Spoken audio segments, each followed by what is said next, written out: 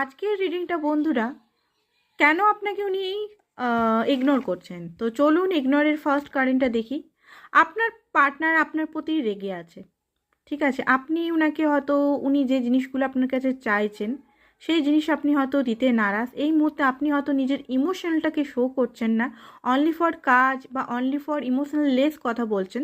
তো সেই কারণে আপনার থেকে উনি দূরে চলে গেছেন, সেই কারণে আপনার থেকে উনি মানে ভালোবাসা ফিল করছে না বলেই আপনাকে ইগনোর করছে। নেক্সট দেখি কি কারণটা। কারণটা হচ্ছে আপনি হয়তো ওনাকে কিছু বলেছেন যে জিনিসটা হয়তো ওনার পছন্দ হয়নি, ঠিক আছে?